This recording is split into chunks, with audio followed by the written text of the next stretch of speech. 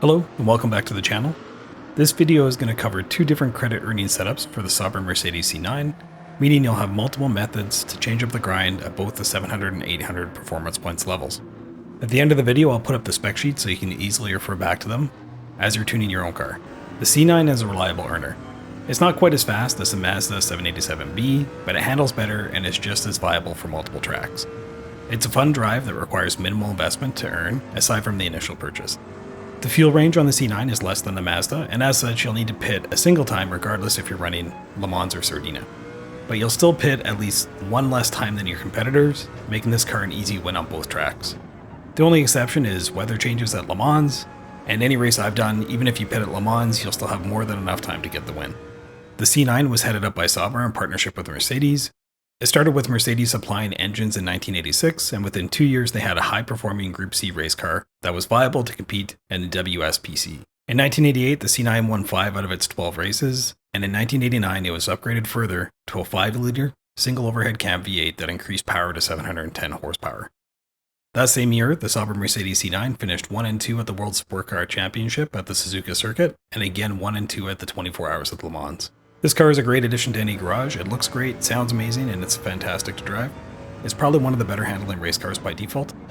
This car is sold from the Legendary dealership. It was last shown at $3 million, but that cost can fluctuate over time.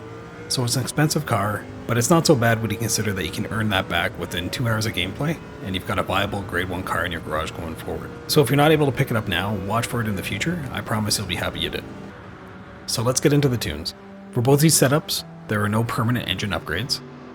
The only purchase made are 3 sets of tires and a racing transmission, those being racing hard, intermediate, and wet tires, as it comes with the mediums.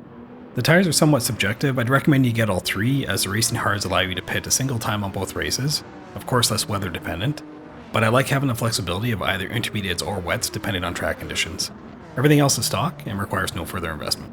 So to make the car viable for the Le Mans 700PP race, I raised the body height. I increased the rear anti-roll bar stiffness. That helps with the turn-in and the overall handling of the car. Increased the natural frequency. I adjusted the LSD settings slightly. I added weight, added downforce. I cranked down both the power and the ECU, and I adjusted the transmission gearing. To make the car qualify for the 800 performance points race, it's similar, but a couple more adjustments. So to make these changes, I further adjusted the downforce. I increased the power output, and I had to extend the gearing. Overall, both the spec sheets have similar characteristics. I encourage anyone to further play with the gearing and suspension. I found these settings work great for me in either race, but as tuning is relatively personal, you might have better results further tailoring the tune to your own needs. As for the livery on this car, it's actually my own. I've been making the Haggerty livery for a number of my own cars and have it now on the Grade 4 GTR, the Grade 3 Huracan, the Ford GT, and a handful of others. So feel free to follow my profile in game if you like these liveries and tunes. I'll make any of my designs open for people to edit as needed down the road. In terms of race strategies, as mentioned, you have to fuel once, with the exception of tire changes for dynamic weather. So for Le Mans, set your fuel consumption to 6 and leave it there until the final 1 or 2 laps.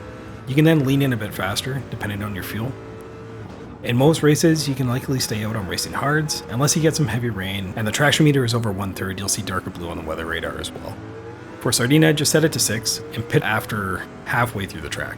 Once you get past half and refuel, you can either change your mapping on the final few laps and go full tilt, or you can just hold it there for an easy victory. For both races, this car will gain in and out of straights, but it really shines on the corners.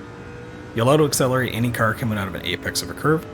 The bulk of your time is going to be made by not pitting, therefore finishing both races roughly 40 to 50 seconds ahead of your nearest competitor.